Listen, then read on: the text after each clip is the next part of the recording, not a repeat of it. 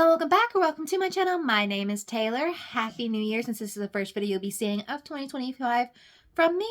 And without further ado, remember to like, comment, and subscribe if you love all things music.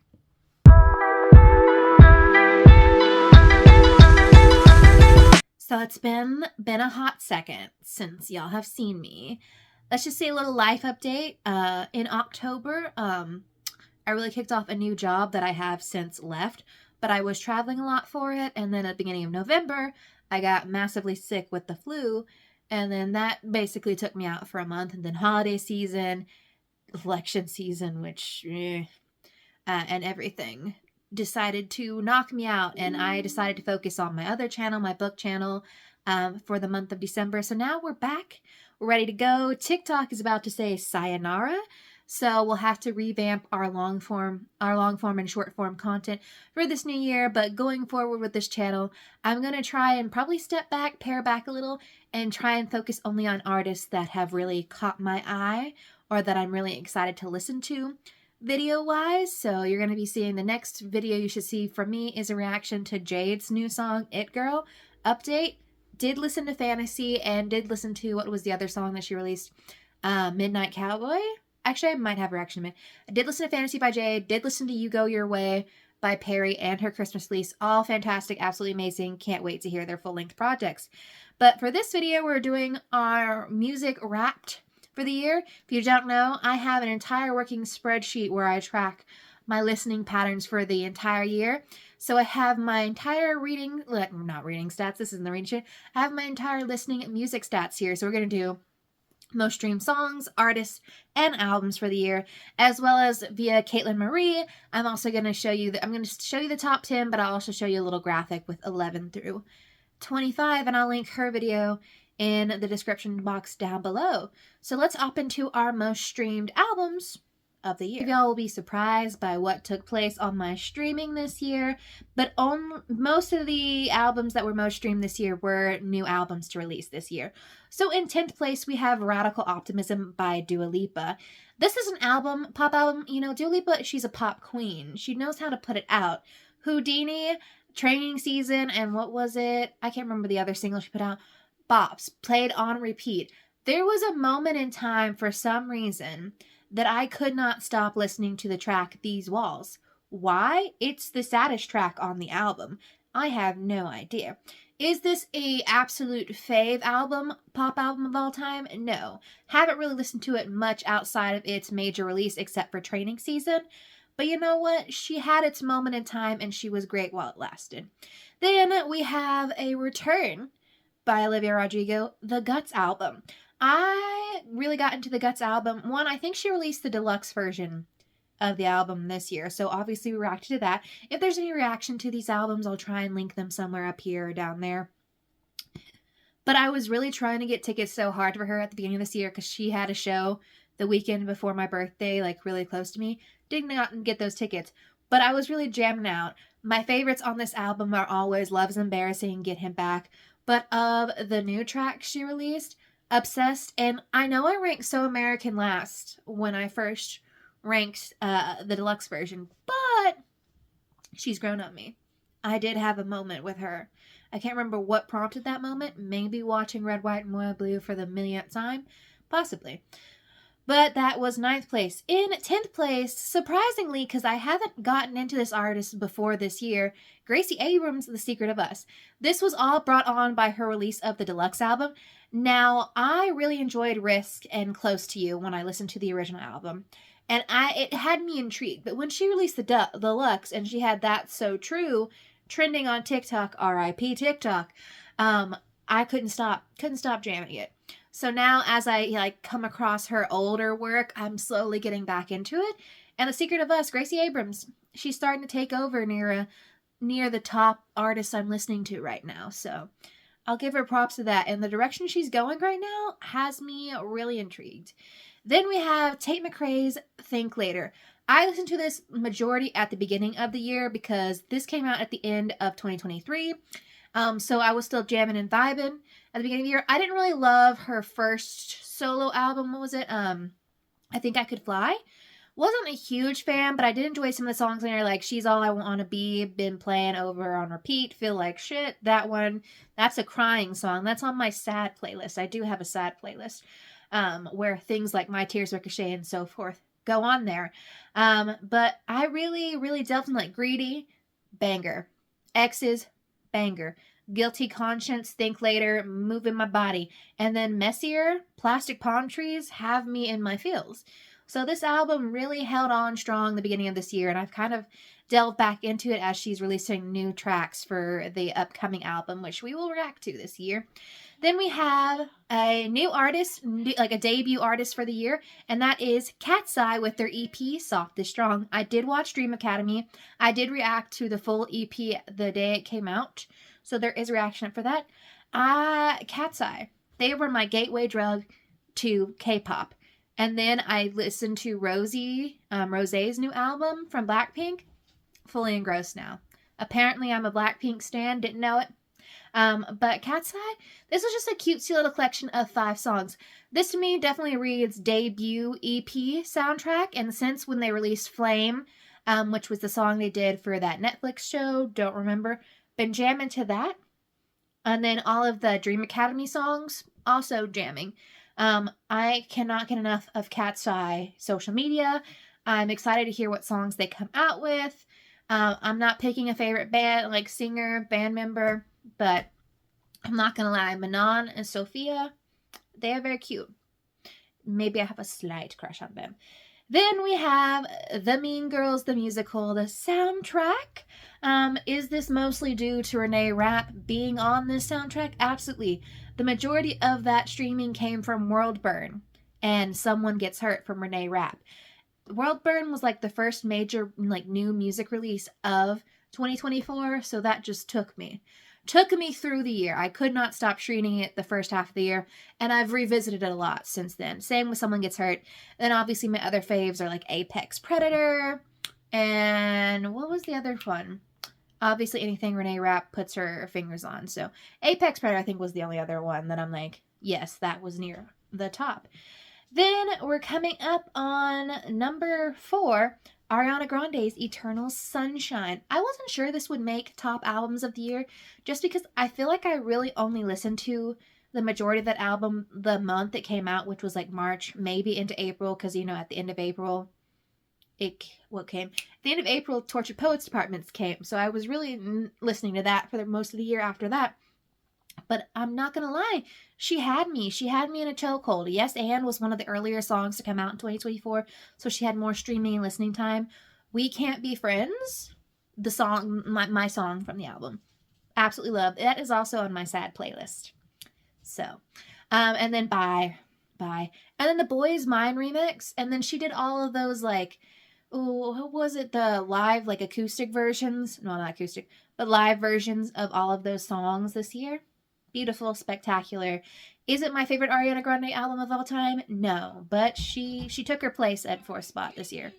So in 3rd place, we have Fletcher's In Search of the Antidote. This is her sophomore album, and let's just say from the moment she started releasing singles, I haven't stopped listening. Like Eras of Us, banger. Doing Better, spectacular. Pretending, top songs of the year. Oh, and then Joyride, didn't appreciate it the first time upon first listen, but she's been on repeat as well. And it's just an album that just encompasses pop, rock, spectacular, queer vibes. We just love it. And then top 2, you're not going to be surprised. Your girl is basic. So 2nd place is Sabrina Carpenter's Short and Sweet. I'm trying to figure out if this is my number 1 Sabrina Carpenter album of all time. I'm curious to see when she releases deluxe version to the public on streaming, how I feel after. Because Emails I Can't Send and Evolution were my top 2 albums. I feel like Short and Sweet might be on the level that Emails I Can't Send is at for me. It could be better. I don't know, but let's just say this one took a lot of my Spotify Wrapped this year, was this album and the album after it. Listen, taste, espresso, please, please, please. The girl knows how to make pop perfection. She keeps it short. She keeps it sweet. She keeps it plenty witty, funny, cute. And yeah, obviously my favorite songs from the album, I think might be the 3 singles, obviously. Juno. Juno's been on repeat. The only song from the album that I don't really listen to is Don't Smile. So, but I am curious to see if we're going to get deluxe version as she does the international portion of her tour this year. And then in top spots, to no one's surprise, is the Tortured Poets Department by Taylor Swift. I'm a Swiftie for life. There's my little Tortured Poets Department shrine with the little But Daddy I Love Him aerial that I've got going on. This was this album upon first listen. I was like, I don't know how I feel about you. But the sheer number of songs on there was just bound to take over my listening habits. And it was definitely a grower of the album. Like, upon first listen, Who's Afraid of Little Me, favorite. Still my favorite, one of my most streamed songs, probably of all time at this point. And then Fresh Out the Slammer, I Can Do It With a Broken Heart. All great. But then you have those creepers. Oh, Guilty as Sin always. But you have those creepers. But Daddy I Love Him, I'm like, ooh, she grew. Then The Smallest Man Who Ever Lived. I told everyone in my video, I'm like, once the moment hits for this song to really stick with me, it was going to be end game for that in that one. How did it end in The Black Dog? Took me by surprise by how much I streamed those songs. But there's just something about the bridge of The Black Dog and How Did It End that makes you want to bawl your eyes out, but also scream into the void. Which is same for Who's Afraid of Little of Me. So, I'm sad I didn't get to see these songs performed on tour, but to everyone who did, goodbye Eras Tour RIP. There's a little shrine to that one. I hope you enjoyed it. It looks a whole lot of fun. Next up, here's the other albums. After that, the 11 through 25 you should see on the screen right about now. And let's hop into our most streamed artists. So these are going to really reflect the album ranking for the most part. So starting off at number 10 is Gracie Abrams, climbing into a spot that she hasn't held before. This is mostly due to The Secret of Us Deluxe coming out. I can't help it. That's so true and cool, especially these last 2 months of the year on repeat. Can't stop listening to them. And then I recently got reintroduced to I Miss You, I'm Sorry. I don't know what I was thinking the first time listening to that. It's been on repeat. It should go on the sad playlist too. Give me your sad song recommendations. I should just make a whole video about my sad playlist since it keeps coming up. Ninth place is just various soundtrack artists. Really, this just refers to all of the musicals, Disney, Nickelodeon, all of that music that I listened to this year.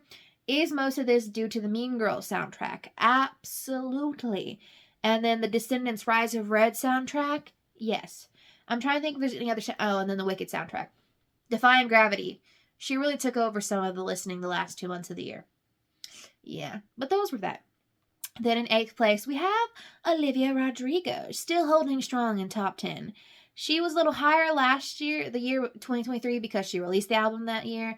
But she's still holding on to her spot. That beginning half of the year where I was determined to get tickets and I still never did is what really boosted her. Then we have Tate McRae in the 7th place, Think Later, and then obviously with her release of It's Okay, I'm Okay, and then she released Two Hands, and then I think she released another song this year. That really brought me back to listening to her. At the end of the year, It's Okay, I'm Okay, did not react to it, but spoiler alert, bop, banger. And the video she's been putting out got me excited to see if I can get some tour tickets this year. Then in 6th place is, for the first time ever appearing on the list, Cat's Eye. We have a debut. The only new to this list artist, or new to me artist that's making this list. Their EP, and then the show when they released the other songs from the Dream Academy show, on repeat. Streamed over and over again. It's just easy pop listening. It makes you want to move and groove, and I love a song that makes you feel a little something, but also makes you just want to dance. And debut, listen, favorite Cat's Eye songs, Debut, Touch, and right now, Flame, but also, shout out to My Way. When they go on tour, I will be ready for tickets. And in 5th place, Renee Rapp. She will remain on here. I'm hoping for some new music in the upcoming year. Don't know if we'll get it because we just got Mean Girls last year and her debut album the year before. But yeah, I won't stop streaming Pretty Girls. Most of Renee Rapp streaming this year was Pretty Girls, The Wedding Song, and World Burn. Also, Someone Gets Hurt, but that's most of what Renee Rapp was being streamed this year. Then in 4th place, matching her album ranking, Ariana Grande. Obviously, I really heavily listen to Eternal Sunshine. And then I'm pretty sure around Valentine's Day, I really get into her debut album, which was Honeymoon. No, what is it? Can't remember the name of her debut album. Don't ask me to remember most things. But her debut album, I really played along then. And then she had a couple anniversary albums that. Oh, and then also Wicked. Yeah, Wicked. Then, yeah, basically the top four mimic their album ranking. So in 3rd place, Fletcher. Obviously, I streamed In Search of the Antidote a lot. But also her debut album, Becky's So Hot, streamed all the time. And then Wasted Youth from her first EP or second EP, also streamed a lot. Then we have Sabrina Carpenter. I mostly only streamed Short and Sweet this year. So that is a reason. But is most of that streaming due to Espresso? Yes. And then I'm quite sure Taste after that. So then top spot, Taylor Swift. Most of my Taylor Swift streaming this year was from the Tortured Poets Department. But I did have a little bit of like Reputation, 1989, Midnights, and Speak Now kind of boost that up. So, and yeah, those are my most listened to artists of the year so far. And then on the screen, you should see 11 through 25. I don't know if we have similar taste in music or not, but this is going to give you an idea. So let's hop into our top 10 songs of the year. I do have to warn you, most of these songs are from the same album, same artist. However, what can I say? I am basic and predictable. So, in number 10th, or the 10th spot, we have Pretending by Fletcher from In Search of the Antidote. This song, when I first listened to it, and I still think about it, because in my reaction, I'm like, this song wasn't as spectacular as I thought it was. And then it proceeded to be one of the only songs I streamed from the album over and over again, just because I hyperfixated on that one song, and I can't stop playing it. It is one of the songs that were released this year that no matter what time of day it is, the mood, the vibe, I'll play it. Pretending. She is one of the only songs from a non-Taylor Swift album that crept up this year, and we love seeing a little queer representation in our top 10. Then we have Not My Fault, Renee Rapp featuring Megan Thee Stallion from the Mean Girls soundtrack. So this song released at the very end of 2023. But this song was just a vibe. It's fun. Renee Rapp just sporting Regina George realness, and then Megan Thee Stallion killing a verse on there. And I just can't stop thinking. My favorite line is, "Can a gay girl get an amen?" I mean, I think that says it all about the song. And then in 8th place, also Renee Rapp, Mean Girls soundtrack, World Burn. Like I said, this was the first major new music release for me of 2024. I think it came out like the first or second week, and it was on repeat from beginning to end of the year. I have this thing on Spotify that tells me one of my top like moods of listening is anger, and people keep asking me that, and I'm like, that is totally encompassed by Feminine Rage, and this is that song. I should make a whole Feminine Rage playlist just to satiate that. And now we're jumping into the Tortured Poets Department, taking over the entire list. In 7th place, we have Guilty as Sin. This was a song that I absolutely loved and streamed out the gate the most out of the entire Tortured Poets Department album. The bridge, spectacular. The chorus makes you want to move all the time. However, surprisingly, this song lost its luster a little bit for me as the year went on, and I found songs that I actually enjoyed more off the Tortured Poets Department. So this one was really streamed more at the beginning of the year, but she's still a great song. Still near the top of my ranking for this album. Then we have The Smallest Man Who Ever Lived. This was a song that I said, and I've said it in this video, and I said it in the original reaction. The bridge is absolutely spectacular, but it's going to take a singular moment in time. When the moment strikes, all I ever want to do is listen to this song. And that moment hit. I can't remember when it hit. I think it hit when I first saw her perform it live via live stream for the Eras Tour, and then I'm like, sold. Must play this over and over again. And I can't stop. Then in 5th place is Florida. I've said it from the beginning.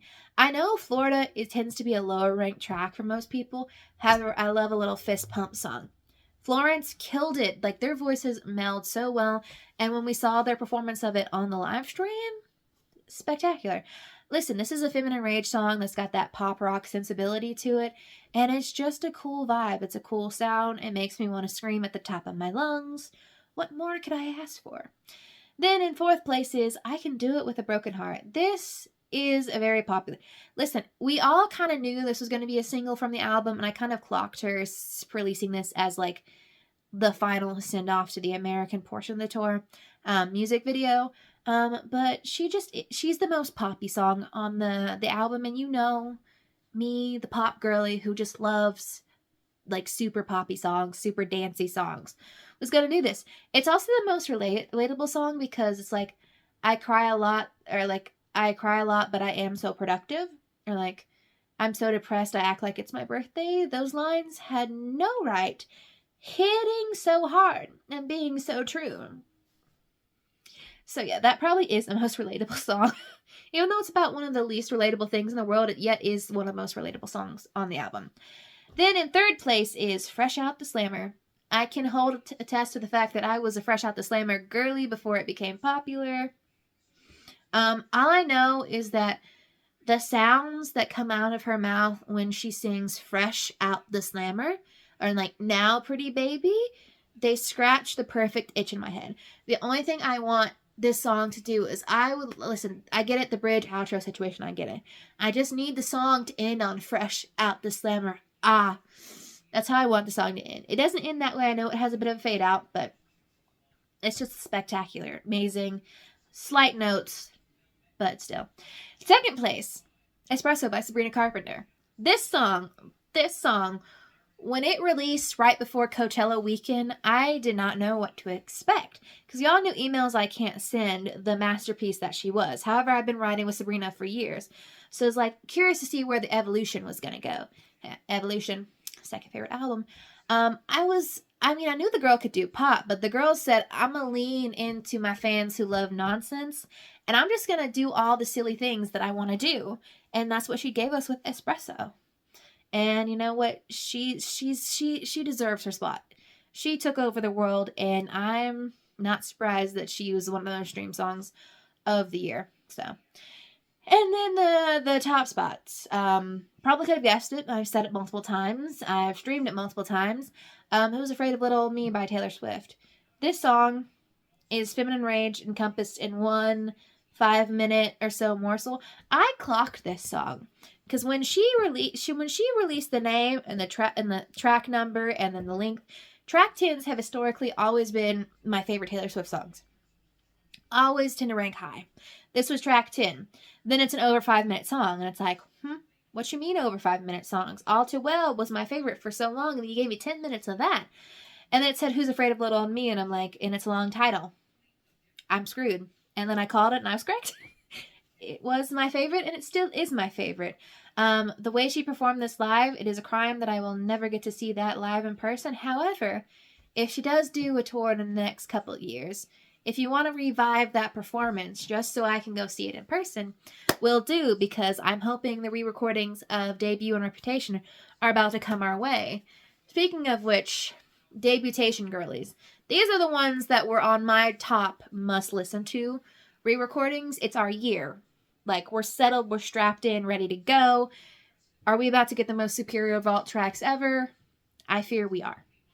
So, to all my 1989 girlies, I do ride that right now the best vault is 1989. But I will be changing my tune most likely. So, those were all of my favorite songs of the year. On the screen, you should be seeing my 11 through 25. If you are surprised to see more Tortured Post Department on here, I don't know what you were thinking, because it consumed my life. At least most of my listening life, if you couldn't tell. And that was my listening year wrapped up. Let me know if you and I shared some similar listening and taste this year, or if we had completely different top 10s. I mean, with the Tortured Post Department, you could have one top 10 and be completely different from another top 10, because there are so many songs and so many different vibes to listen to there. And yeah, I guess I'll see y'all in the next video, and let's hope we have a good music year.